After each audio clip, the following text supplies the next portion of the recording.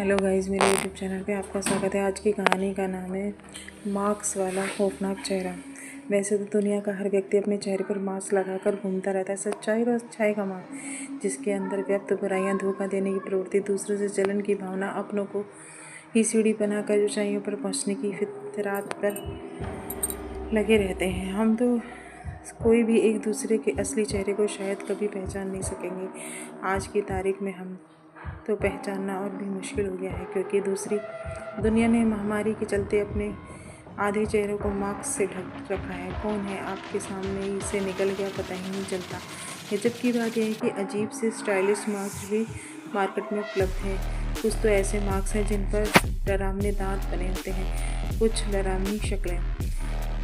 उस डरावने मास्क के पीछे कौन सा चेहरा छुपा है, यह कहना मुश्किल है। ऐसे ही चेहरे से मेरा सामना हुआ और उसके बाद मेरी ज़िंदगी उथल पुथल मच गई। मैं सुगंधा पेशे से वकील हूँ, एडवाइस केस लेती हूँ। आज के परिदृश्य में जब महामारी इतनी फैली हुई है तो मैं भी कोर्ट हम जाती हूँ। ज़्यादातर ऑनलाइन ही सफ़र करती हूँ। लॉकडाउन खुलने के बाद कुछ पेचीदा केस के लिए कोर्ट जाने लगी थी।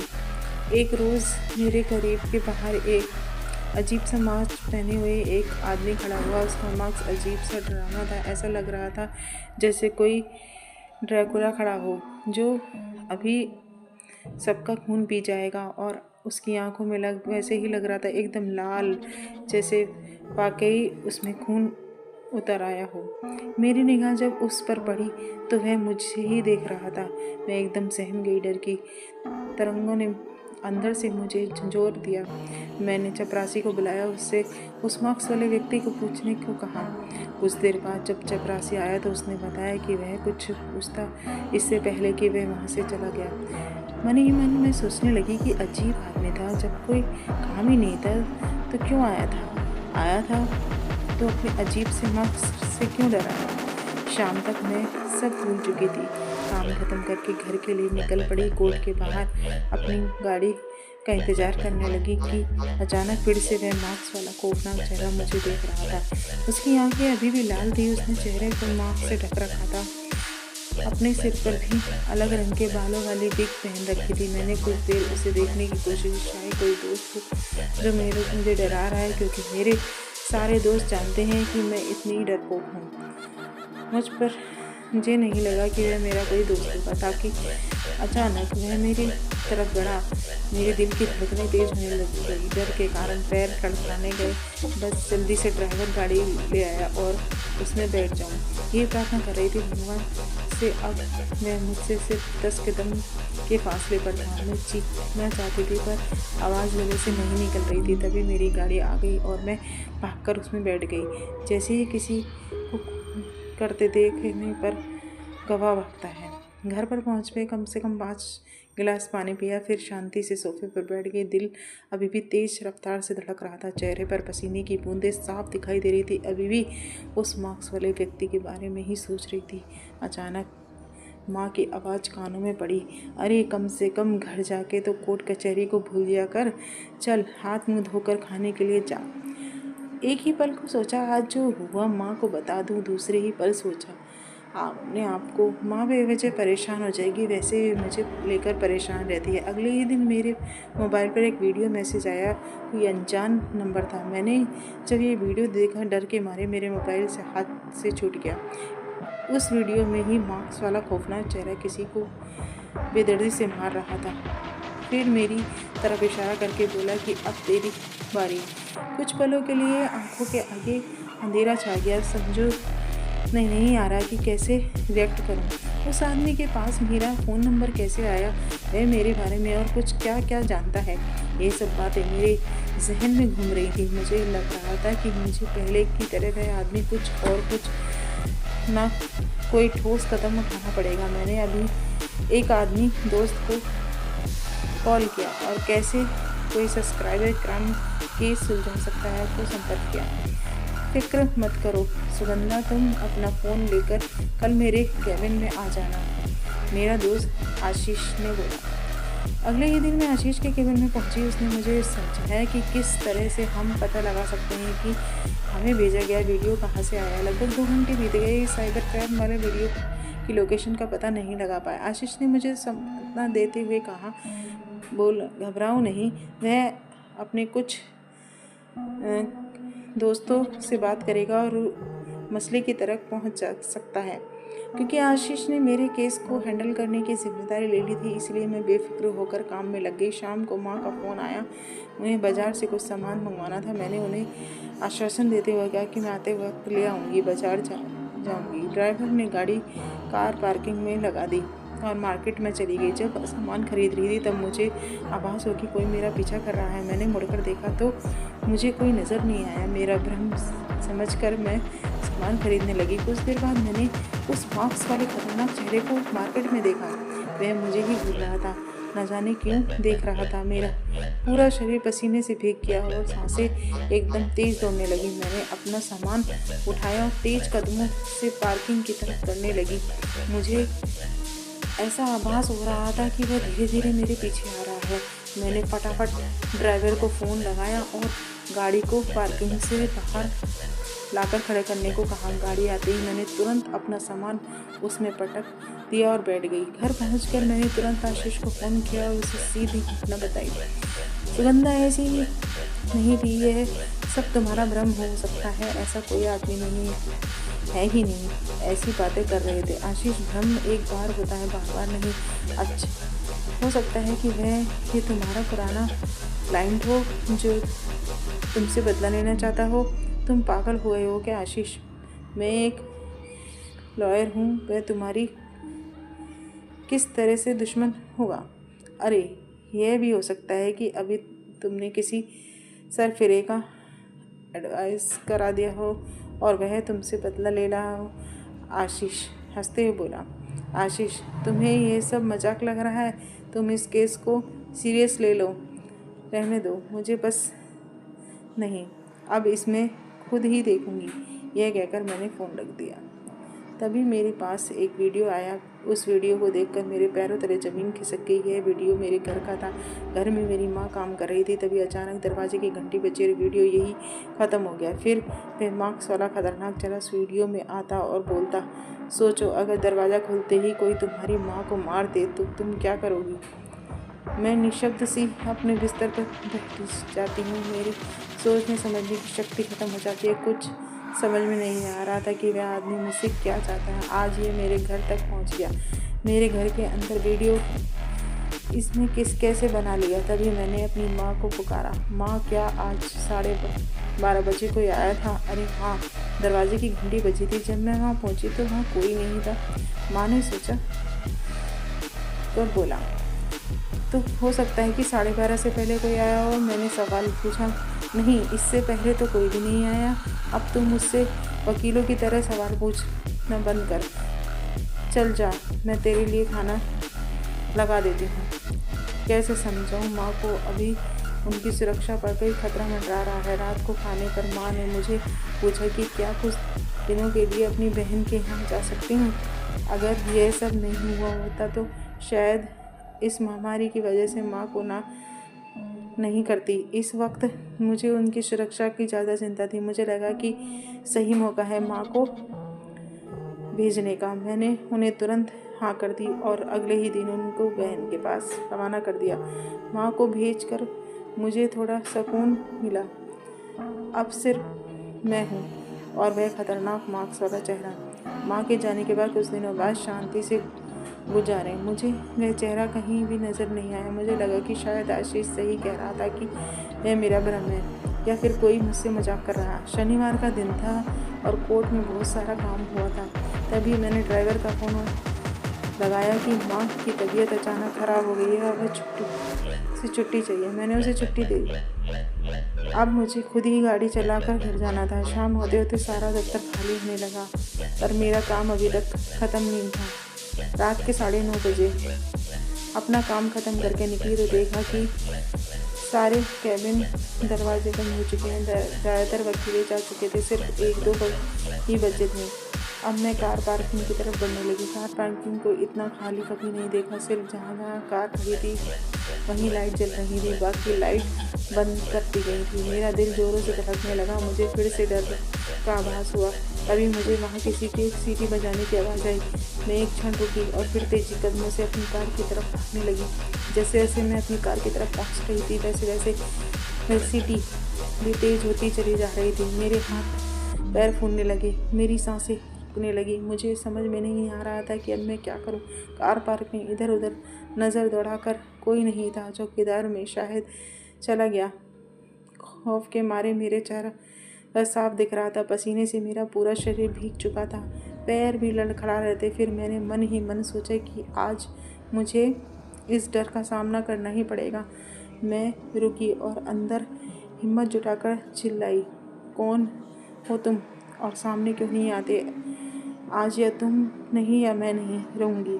तभी अचानक वह मार्क्स वाला खतरनाक चेहरा मेरे सामने सीटी बजाता हुआ खड़ा हो जाता है। उसे देखकर मेरे मुंह एक हल्की सी चीख निकली। फिर मैंने अपने आप को संभाला और उससे पूछा, मुझसे क्या चाहिए? मैंने ऐसा क्या बिगाड़ा है जो तुम मेरा पीछा कर रहे हो? तुमने मेरी ज़िंदगी उखाड़ दी और मैं पूरी तरह से, तुमने मेरा क्या बिगाड़ा और मैं क्यों तुम्हारे पीछे पड़ा हूँ? तुम्हारी वजह से आज मेरे बच्चे मेरे पास नहीं हैं। मेरी वजह से मैं कुछ समझी नहीं। कौन हो तुम? मैंने अभी किसी के बच्चे से ज़्यादा जुदा नहीं किया। हाँ, तुम्हारी ही वजह से आज मैं अपने बच्चों से देख नहीं पाता। तुमने ही मेरी पत्नी का डिवोर्स करवाया था। जैसे वे जीत गई, मेरे बच्चों की कस्टडी भी मुझे नहीं मिली। तुमने बहुत बड़ा पाप किया और पाप की सज़ा तुम्हें ज़रूर दूंगा। उसने जेब से चाकू निकालते हुए कहा, ये क्या कर रहे हो तुम? कौन सा केस की बात कर रहे हो? इस चाकू को अंदर रखो। तुम मुझे कैसे डरा धमका सकते हो? मैंने हिम्मत जुटाते हुए कहा, तुमने पिछले साल शालिनी आहूजा का केस लड़ा था। मैं उसका पति हूँ। हाँ, मैंने लड़ा था उसका केस। उसका पति उसे बहुत मारता पीटता था और उससे पैसे भी मांगता था, इसलिए मैंने उसका केस लड़ा था। यह बात सब झूठ है। तुम कभी सच जानने की कोशिश की थी? बस जो शालिनी ने तुमसे कहा वही मान लिया? कभी यह भी सोचा कि किसके दूसरा पहलू भी होता है? और किसी बात करने की कोशिश की तो पता चलता कि सच क्या है। अच्छा, तो तुम ही बता दो क्या है? मैंने पूछा। वह आदमी दूसरी गाड़ी के बम्पर पर बैठा और मुझे अपनी गाड़ी पर बैठने को कहा। जब मैं नहीं मानी तो उसने मुझे चाकू से डराया। फिर उसने मुझसे विनती की कि मैं हंगामा किए चुपचाप बैठ जाऊँ और उसकी बात ध्यान से सुनो, फिर फैसला करूँ कि उस दिन मुझसे क्या गलती हुई थी कि नहीं। मैं एक मध्यम वर्गीय परिवार का आदमी हूँ। मेरी तनख्वाह इतनी नहीं है कि मेरी पत्नी की ख्वाहिशें मैं पूरी कर सकूं। वह हमेशा मुझसे ज़्यादा पैसे कमाने को कहती थी, पर मैं उतने नहीं कमा सकता था जितनी मेरी क्षमता थी। एक दिन मुझे पता चला कि वह किसी और को पसंद करने लगी, उसके साथ घर बसाना चाहती है। मैंने उसे बहुत समझाया कि ऐसा करने पर हमारा परिवार बिखर जाएगा, हमारे बच्चों का क्या होगा। वह नहीं मानी। उसने डाइवोर्स का केस फाइल कर दिया। उसने तुम्हारे जरिए यह साबित कर दिया कि मैं उससे पैसे के लिए परेशान करता हूँ और मारता पीटता हूँ। तुम्हारी मदद से उसे डाइवोर्स भी मिल गया और मेरे बच्चे की कस्टडी भी तुमने उसे ही दिलवा दी। तुमने मुझ पर इतने घिनौना और झूठे आरोप लगाए कि मेरा मन उस कॉलोनी में रहना मुश्किल हो गया। सब यही सोचने लगे कि मैंने शालिनी के साथ बुरा बर्ताव किया होगा। मुझे इतनी शर्मिंदगी उठानी पड़ी, तुम्हें इस बात का अंदाज़ा भी नहीं। तभी मैंने ये सोचा कि इस बात का बदला तो मैं ज़रूर ही लूँगा।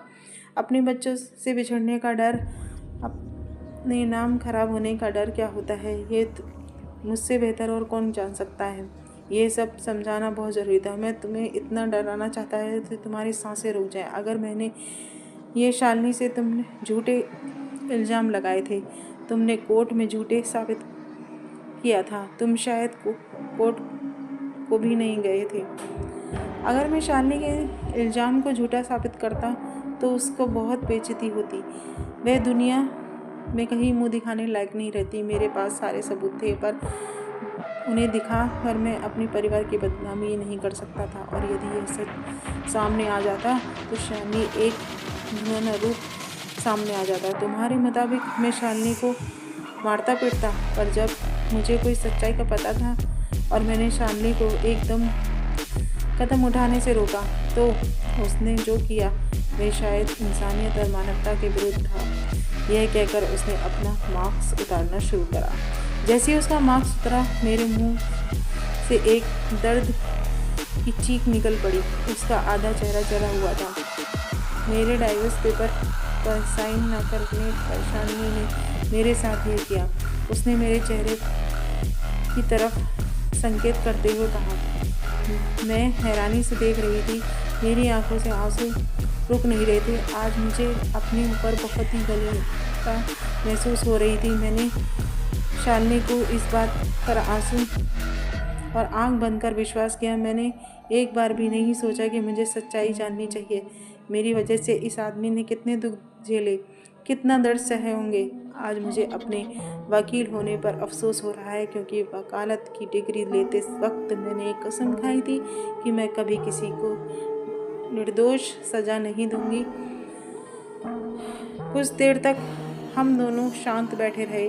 फिर एक आदमी उठा और बोला, मैं चाहता हूँ तो शायद कुछ देर कर सकता हूँ, पर मैं ऐसा नहीं करना चाहता, क्योंकि कहीं ना कहीं मुझे ये एहसास हुआ कि तुम सिर्फ अपना काम कर रही थी। तुम्हारी इसमें कोई पर्सनल दुश्मनी नहीं थी।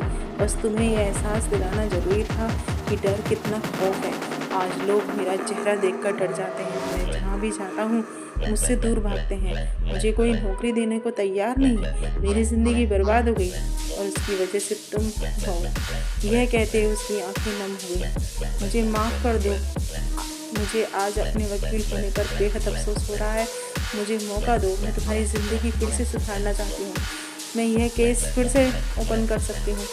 अब शालिनी को उसके कर्मों की सज़ा दिलवाऊंगी। तुम्हारे पास जो भी सबूत है वो मुझे दे दो।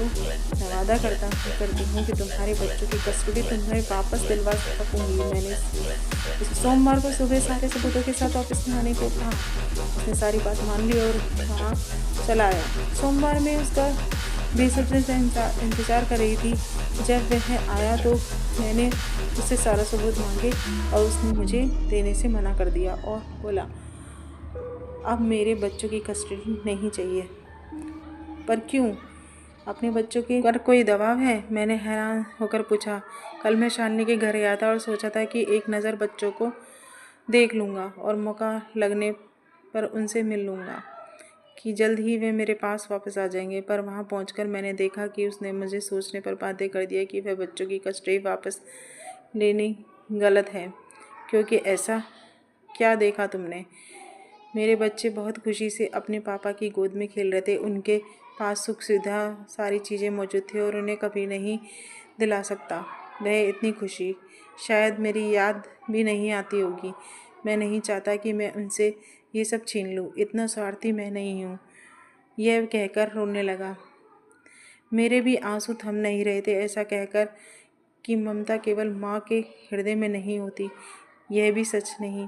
ममता एक पिता के दिल में भी छुपी होती है। मैंने उसे बताया कि मैं उसके लिए नौकरी की बात कर रही हूँ और यह अपने सिक्योरिटी दिखाकर नौकरी पा सकता है, और यह बात उसके चेहरे की तो धीरे धीरे प्लास्टिक सर्जरी से ठीक करा दूंगी। आज वह आदमी ज़िंदगी में खुश है, अकेला ज़रूर है, मगर उसके चेहरे पर संतुष्टि साफ दिखाई देती है और उसे अपने चेहरे को मास्क से ढकने की ज़रूरत नहीं। किसी ने सच ही कहा है कि चेहरा हमारी खूबसूरती का आईना नहीं होता। उस मास्क वाले खौफनाक चेहरे के पीछे एक मासूम भोला निर्दोष चेहरा छुपा था। कहानी अच्छी लगी तो लाइक और सब्सक्राइब।